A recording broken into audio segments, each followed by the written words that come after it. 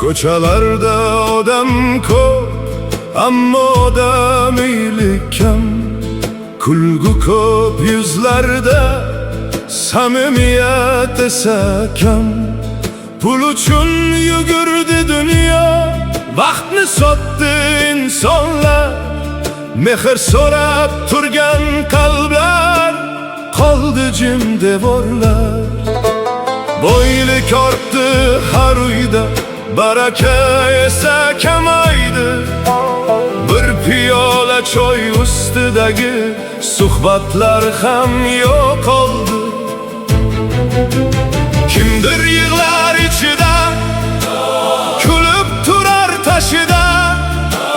Qalbni o'qiy oladigan odam qoldimi aslida?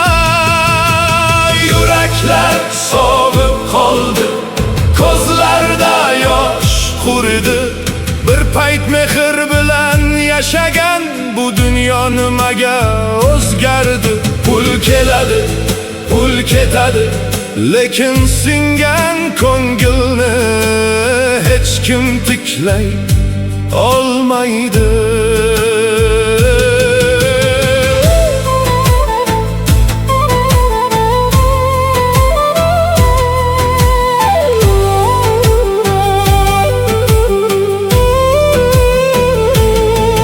Qarindoshlar uzoqlashdi, qo'ng'iroqlar ham kamaydi. To'yda ko'rishamiz endi yoki janozada faqat. Yoshi ulug'lar sukutda, nasihat ham jim qoldi.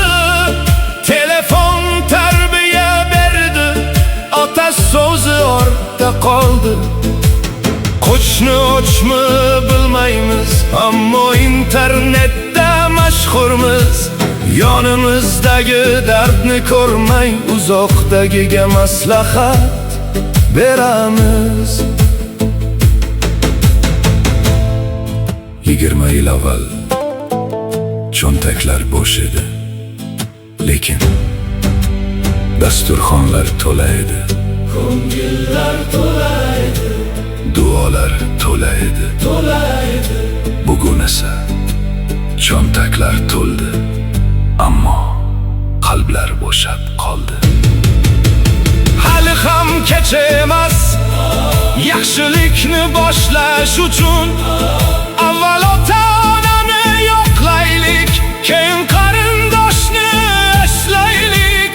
Qo'shnimizning eshigini taqillatib, yaxshimisan deb so'raylik. Mehr pul bilan olinmaydi, hurmat sotilmaydi. Yaxshi nom esa avlodlarga meros bo'ladi. Yuraklar sovib qoldi, keling yana esitaylik. Unutilgan mehlarni yana qayta uyg'otaylik. Pul bugun bor, ertaga yo'q, lekin qilgan yaxshiliging abadiy yashaydi. Odam bo'lib yashaylik, bir-birimizni qadrlaylik. Mehr qaytsa yuraklarga, baraka qaytar uylarimizga.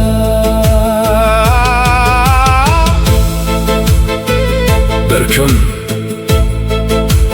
na boylik qoladi, na mansab, na mashina.